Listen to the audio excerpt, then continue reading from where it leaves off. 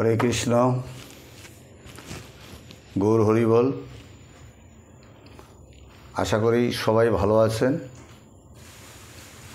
ভগবান আপনাদেরকে কৃপা করুক, আপনারা ভালো থাকেন এবং এই ভালোর মধ্য দিয়ে অনাদি আদি গোবিন্দের নাম স্মরণ করে আপনারা চলবেন। এটা আমি আশা করি যে যেহেতু আমরা অনাদি আদি গোবিন্দের শরণাপন্ন, তাই আমাদের সকলেরই সেই ভগবানের প্রতি প্রীতি ভালোবাসা রেখে এবং ভগবানকে সেবা পূজা দিয়ে ভগবানকে সন্তুষ্ট রেখে আমরা এই মানব জন্ম যেন ধন্য হতে পারি। তাই আপনাদের কাছে আমার আবেদন থাকলো যে আপনারা সকলেই অনাদি আদি গোবিন্দের শরণাপন্ন হন। তো এই ভাদ্র মাসেই আমাদের শ্রী শ্রীকৃষ্ণ জন্ম অষ্টমী হয়ে গেল এবং আগামী দিনে শ্রীমতী রাধারানীর জন্ম উৎসব পালন করতে হবে। তো এটাই আমাদের সকলেরই কেন করতে হবে, কিসের জন্য আমাদের রাধা অষ্টমী করতে হবে, সেই দিক দিয়ে আমাদের সবাইকে স্মরণ রাখতে হবে যে কেন করতে হবে। এটা সনাতন ধর্মের বিরাট বড় ধর্মীয় কর্তব্য এবং এই মানবকুলে জন্মগ্রহণ করে যদি আমরা এই সনাতন ধর্মের যে সমস্ত ধর্মীয় কর্ম আদি আছে সেগুলো যদি আমরা না করি তো আমাদের মতো আর নরাধম নাই, আমরা নরকেই বাস করব। তাই আপনারা সকলেই এই ধর্ম অনুষ্ঠানে সবাই যোগ দিবেন এবং সবাই কমেন্ট করবেন এবং শেয়ার করবেন। ভালো লাগে থাকলে আপনারা একটা সাবস্ক্রাইবও করবেন। তো যাই হোক, আপনারা এই ভগবানের সান্নিধ্য লাভের জন্য যতগুলো আপনি কর্ম করতেছেন এবং আপনি করে যাবেন।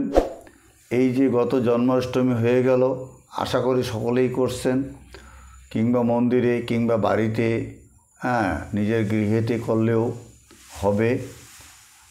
তাই আপনাদের কাছে এটা আমি খুব ধন্যবাদ হয়ে গেলাম। এটা যেন ঠিক আমরা করতে পারি। যেমন এই জন্মাষ্টমী, যেমন একাদশী ব্রত, যেমন দামোদর ব্রত আসতেছে এবং চাতুর্মাস্য ব্রত যারা করতেছেন তারা অবশ্যই ধন্যবাদ। সকলে চাতুর্মাস্য ব্রত করতে পারেন না, তো এই চাতুর্মাস্য ব্রতে অনেক মাহাত্ম্য আছে। তো যাই হোক, আমি সেদিকে যাই না। আমি যাচ্ছি আগামী 25শে ভাদ্র 11ই সেপ্টেম্বর 2024 খ্রিস্টাব্দে বুধবার শ্রী শ্রী রাধা অষ্টমীর ব্রত। অষ্টমী রাত্রে 6টা 28 পর্যন্ত থাকবে, সন্ধ্যা রাত্রে 6টা 28 পর্যন্ত থাকবে এবং এটাকে বলা হয় দুর্গা অষ্টমী বা শ্রী শ্রী রাধা অষ্টমী ব্রত। এই রাধা অষ্টমী আমাদের কিভাবে করতে হবে সেটা আমরা জানব এবং রাধা অষ্টমী মাহাত্ম্য সম্বন্ধে আমরা ব্রত মাহাত্ম্য সম্বন্ধে আমরা সকলে জানার চেষ্টা করব। তো আশা করি আপনাদের কাছে যে পৌঁছে দিচ্ছি এগুলো আপনি করবেন এবং আমরা করব, সকলেই করব। এটা সনাতন ধর্মের কর্তব্য। তাই 12টার মধ্যে শ্রীমতী রাধারানীর অভিষেক করতে হবে। 12টার মধ্যে শ্রীমতী রাধারানীর স্নান করতে হবে। তো আপনারা যদি দধি দুগ্ধ ঘৃত এবং এই গোমূত্র অর্থাৎ পঞ্চগব্য দিয়েই স্নান করতে হয়, যদি না পারি তাইলে আপনি গঙ্গা জল দিয়ে স্নান করাবেন। তো এই গঙ্গা জল দিয়ে যদি স্নান করান তাতেও হবে এটা আপনি বাড়িতেও করতে পারেন এবং মঠ মন্দিরে যারা আছেন তারাও করবেন। তো এই জন্মাষ্টমী অনুরাধা নক্ষত্রে, এই জন্মাষ্টমী অনুরাধা নক্ষত্রে শ্রীমতী রাধারানীর জন্ম গ্রহণ করেছিলেন। হ্যাঁ, এবং এই 26শে ভাদ্র 12ই সেপ্টেম্বর বৃহস্পতিবার পূর্বাহ্ন 9:31 মধ্যে শ্রী শ্রী রাধা অষ্টমীর ব্রত পালন করতে হবে। হ্যাঁ, এটা আপনাদের স্মরণ রাখতে হবে। এবার বলছি, রাধার কেউ কেউ বলছে, কোনো কোনো মহাজনেরা বলছে যে রাধা অষ্টমীর রাধা জন্মোৎসব আধা, অর্থাৎ 12টার মধ্যে 1টার থেকে 1টার মধ্যে যে শ্রীমতী রাধারানী আবির্ভাব হয়েছিলেন এইটুকুর মধ্যে সীমাবদ্ধ। আর শ্রীকৃষ্ণ জন্মাষ্টমী যে হয়েছিল সেটা রাত্রে 1:45 মধ্যে হয়েছিল। তাই সারা রাত্রি জাগরণ কেউ বা করছে, কেউ বা করে নাই। তো এটার মধ্যেও আপনি জাগরণ করতে পারেন। হ্যাঁ, নির্জলা জাগরণ করতে পারেন। যেমন একাদশীতে আপনি যেভাবে পালন করছিলেন, হ্যাঁ, বিকালে 1:30-2টার মধ্যে আপনি অনুকল্প করে ভগবানকে দিয়ে আপনি অনুকল্প প্রসাদ পেয়েছেন, তা এটার মধ্যেও আপনি সেটাই করতে পারবেন। শ্রীমতী রাধারানীর জন্ম উৎসবের 1টার পরে আপনি ভোগ লাগাইলেন, ভোগ লাগাইয়ে অনুকল্প আপনিও সেবা করতে পারেন। কিন্তু এখানে আপনি যদি অক্ষম হয়ে থাকেন, আপনার শারীরিক অবস্থা যদি ভালো না হয়ে থাকে, তাহলে আপনি অন্নপ্রসাদ দিয়ে শ্রীমতী রাধারানীকে অন্নপ্রসাদ দিয়ে ভোগ লাগাইয়ে আপনি প্রসাদ পাইতে পারেন। এখানেও কোনো কিন্তু ত্রুটি হবে না। তাই যদি রাত্রেবেলা জাগরণ করতে পারেন অতি উত্তম। এবং 9:31 মধ্যেই পালন করতে হবে। রাত্রেবেলা যদি আপনি জাগরণ করেন, হ্যাঁ, ভক্ত সেবা দেবেন, বৈষ্ণব সেবা দেবেন, ব্রাহ্মণ সেবা দেবেন, দেওয়ার পরে আপনিও সেই সেবার মধ্য দিয়ে আপনিও পালন করতে পারেন। তো রাধা অষ্টমী, রাধা কি করে এই মর্তভূমিতে আসলেন? ভগবান শ্রীকৃষ্ণ বৈকুণ্ঠে বলছিলেন যে রাধারানী আমাদের কিন্তু মর্তভূমিতে যেতে হবে। তো রাধারানী কিন্তু যেতে চাইছিলেন না। এই জন্যই চাইছিলেন না যে গঙ্গা যমুনা সরস্বতী মর্তভূমিতে নাই, তাই ওনার ইচ্ছা নাই যে মর্তভূমিতে গিয়া উনি আনন্দ লাভ করবেন। তাই ভগবান বলছিল যে তুমি আসো, কারণ তুমি না আসলে আমি একা গিয়ে কি করব? তোমাকে আসতেই হবে, যেন তেন প্রকারে আসতে হবে। তাই একদিন রাসে গেছিল, হ্যাঁ, শ্রীমতী অনাদি আদি গোবিন্দ শ্রীকৃষ্ণ রাসে গেছিল। তো রাসে যাওয়ার পরে উনি চিন্তা ভাবনা করলেন যে আমি যদি মর্তভূমিতে যাই তাহলে আমাকে আনন্দ কে দেবে? হ্যাঁ, তাই রাসমঞ্চে কী করলেন? বামঙ্গের থেকে শ্রীমতী রাধাকে সৃষ্টি করলেন। তা রাসে প্রথম অক্ষর হলো রা, এবং উনি যখন রাধা যখন আবির্ভাব হলেন বামঙ্গের থেকে, তখন উনি ধাপিত হলেন কোথায়?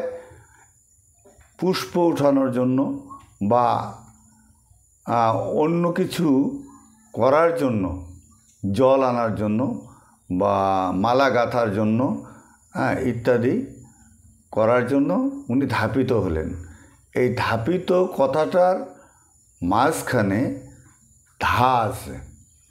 তাই রাসে তার আবির্ভাব হয়েছিল বলে রা কথাটার মধ্যে হলো রা, রাসের কথার মধ্যে হলেন রা, আর পুষ্প চয়নের মধ্যে ধাপিত হলেন মানে যেতে লাগলেন, পুষ্প চয়ন করার তার যেতে লাগলেন, তা ধাপিত হলেন। তাই এখানে কিন্তু রাধা নামে উল্লেখিত হলেন। তো এটা আমাদের জানতে হবে, এখানেই রাধা নামটা প্রকট হয়েছিল।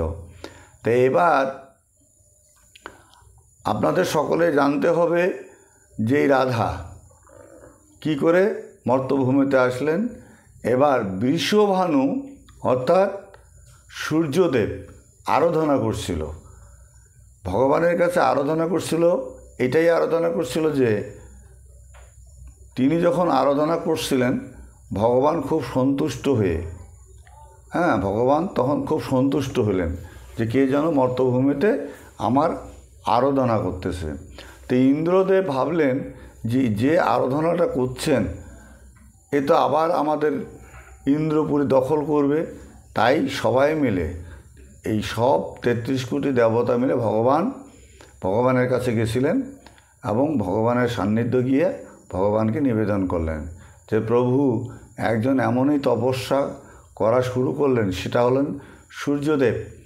তো আমাদের তো ইন্দ্র রাজত্ব দখল করে ফেলবে। তখন বলছে যে না, তোমরা কিছু ভয় করিও না।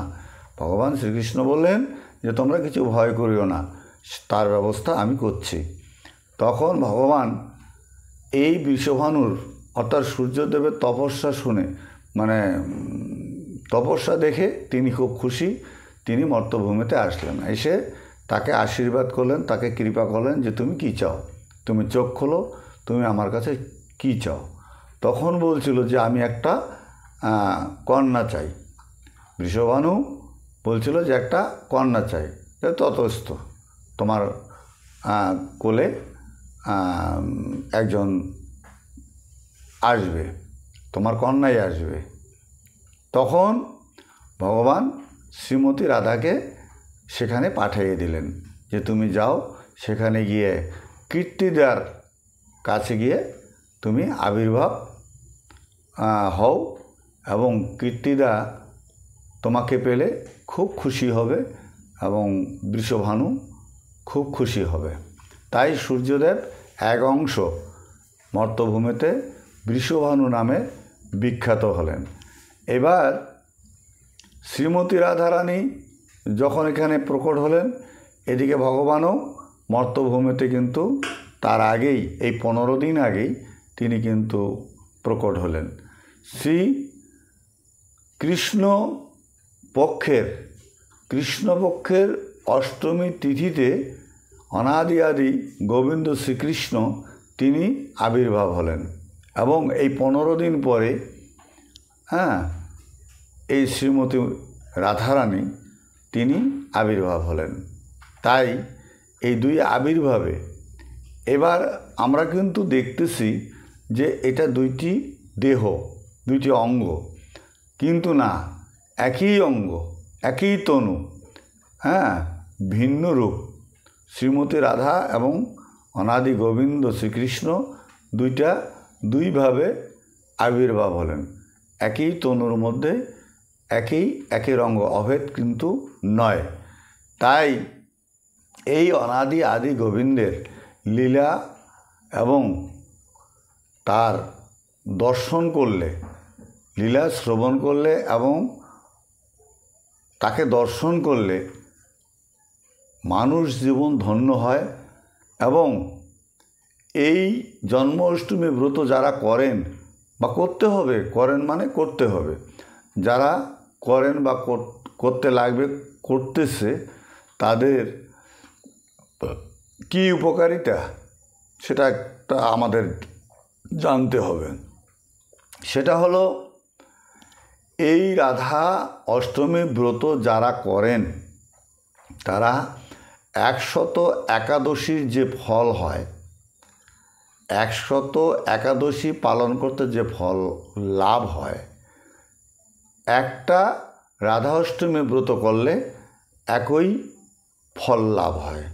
তো আপনারা ভাববেন না তাহলে আমরা একাদশী ব্রত করব না, রাধা অষ্টমী ব্রত বৎসরে একবার করব, তাহলেই তো হলো, যে না, সেটা কিন্তু ধর্মীয় শাস্ত্রে সেটা সিদ্ধান্ত নয়। এটাকে যদি কেউ করে তাহলে কপটতা হবে এবং তাদের ভুল হবে। এই জন্যেই স্বধর্মে নিধনং স্নেহ পরাধর্মে ভয়াবহ। স্বধর্ম যাহা পালন করতে হয় তাহা নিজেকেই পালন করতে হয়, যাহা করতে হয় তাহা নিজেকেই করতে হয়।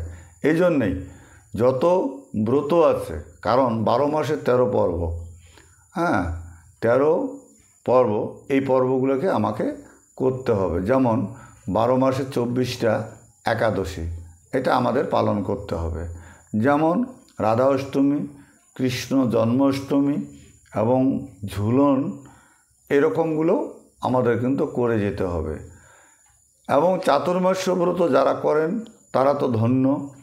এবং চাতুর্মাস্যের ব্রতের মধ্যে দামোদর ব্রত অর্থাৎ কার্তিক ব্রত যেটা বলা হয়, কার্তিক মাসে যেটা ব্রত নিয়ম সভা ধরা হয়, সেটাও কিন্তু দামোদর ব্রত বা নিয়ম সভার মধ্যেই, চাতুর্মাস্য ব্রতের মধ্যেই পড়ে। এরকমগুলো করতে হবে। যেমন রাস পূর্ণিমা করতে হয়, যেমন দোল পূর্ণিমা করতে হয়, মাঘী পূর্ণিমা করতে হয়। এদিকে আপনার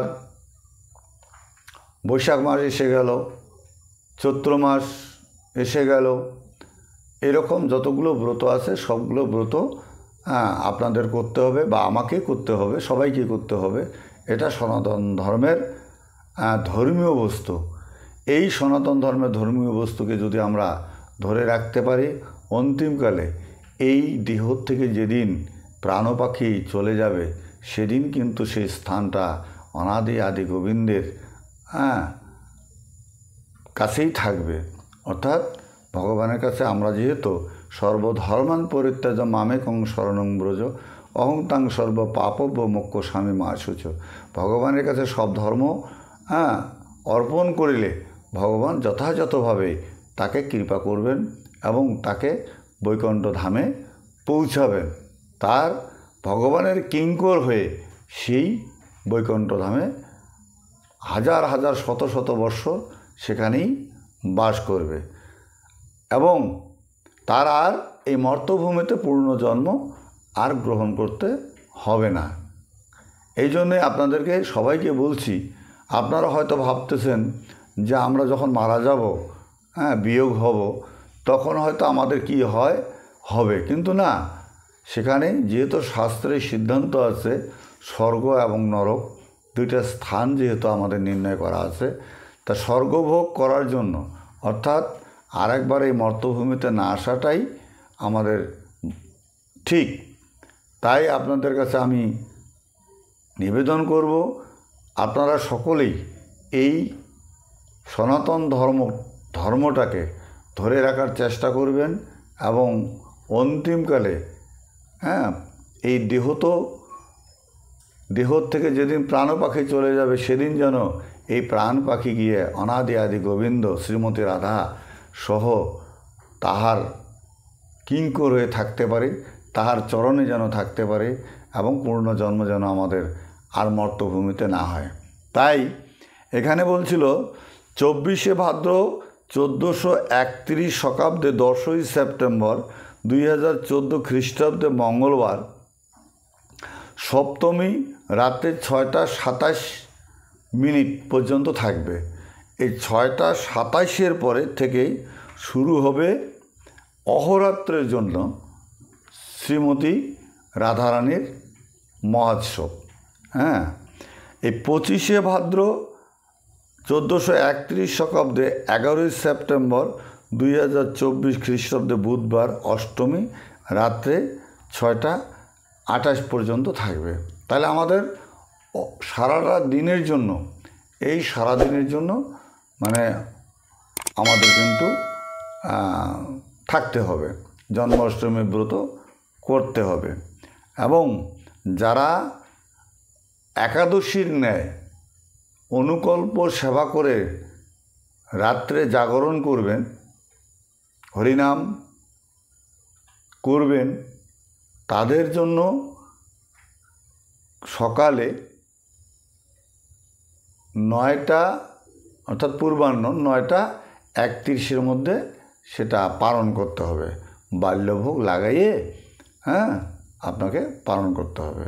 তো আপনারা কি করবেন, জন্ম অষ্টমীর দিন অর্থাৎ বুধবার দিন আপনারা খুব ভোরে উঠবেন, 4টা 4:30টায় উঠবেন, সব কিছু পরিষ্কার করবেন, স্নান টান করবেন এবং নতুন কাপড় পরিধান করবেন, পুরান বস্ত্রকে ত্যাগ করবেন এবং এই ঠাকুরকে জাগরণ করবেন, ধূপ দীপ দিবেন, আরতি করবেন, এবং সকালে বাল্যভোগ লাগাবেন। বাল্যভোগ প্রসাদ পাবেন না, সেটা রেখে দিবেন এবং মধ্যাহ্নে শ্রীমতী রাধারানীর আবির্ভাব অর্থাৎ 12টার 1টার মধ্যে সেটাকে অভিষেক করবেন। অভিষেক করে আপনারা ভোগ লাগাইতে পারবেন। ভোগ লাগাবেন। উনি যেটা ভালোবাসেন, যেমন তালের পিঠা, লাড্ডু, মিষ্টি, মিষ্টান্ন, লুচি, পুরি, সঙ্গে অন্ন, অনেক কিছু আপনারা দিয়ে ভগবান শ্রীমতী রাধাকে দেবেন। কিন্তু শুধু শ্রীমতী রাধাকে দিলে হবে না, যুগলে আপনি দেবেন, আপনি যুগলেই দিবেন। সেখানে যদি আপনার কাছে শ্রীমতী রাধারানী এবং অনাদি আদি গোবিন্দ শ্রীকৃষ্ণর বিগ্রহ থাকে, তাহলে দুইজনকেই কিন্তু আপনি অভিষেক করাবেন। দুইজনকে অভিষেক করে আপনারা সকালবেলা আরতি করে বাল্যভোগ লাগাইয়ে মধ্যাহ্নে আবার শ্রীমতী রাধাকে অভিষেক করে ভোগ লাগিয়ে আপনারা প্রসাদ পেতে পারেন, যদি আপনাদের শারীরিক ভালো থাকে। আর যদি আপনি মনে করেন যে না, আমি নিশি জাগরণ করব, কিন্তু একটা কাজ করবেন, সেখানে ভাগবত পাঠ করবেন এবং ভাগবত শ্রবণ করার জন্য কিছু শ্রোতা থাকবে। বেশি বেশি হরিনাম সংকীর্তন করবেন, আপনি ধন্য হবেন। কারণ এখানে বলছে 100 একাদশীর পালন করলে যে পুণ্য হয়, একটি রাধা অষ্টমী ব্রত পালন করলে একই পুণ্য হয়। আপনি ব্রহ্মহত্যা পাপের থেকে মুক্ত হবেন। এবং উপপাতক যদি থাকে, সেই উপপাতক থেকেও আপনি মুক্তি পাবেন। ব্রহ্মহত্যার থেকে আপনি মুক্তি পাবেন। আপনি অনেকটা এবং ভগবানের কৃপা লাভও আপনি কিন্তু করবেন। তাই ভগবানের কৃপাই কেবলম, ভগবানের কৃপা লাভের জন্যই এবং এই মর্তভূমিতে এসে যদি মানবকুলে জন্মগ্রহণ করে যদি আমরা এই ভগবানের কর্মগুলো না করি, তাইলে এই মানব জন্ম ধিক। এই মানব জন্ম নিয়ে আমাদের কোনো লাভ হলো না, কারণ ভগবানের কোনো কর্মে আমরা নিয়োগ হতে পারলাম না। তাই আপনাদের কাছে আমি নিবেদন করব, এটা যেন সকলেই করবেন। সকলের কাছে আমার অনুরোধ থাকলো, শ্রীমতী রাধারানীর এই মহোৎসব বা আবির্ভাব তিথিতে আপনারা সকলেই করবেন। এবং এই ব্রতের পালনটা আপনি পরের দিন 9টা 31-এর মধ্যে করবেন। এটাই আমার নিবেদন থাকলো। হরে কৃষ্ণ, নিতাই গৌর হরিবল।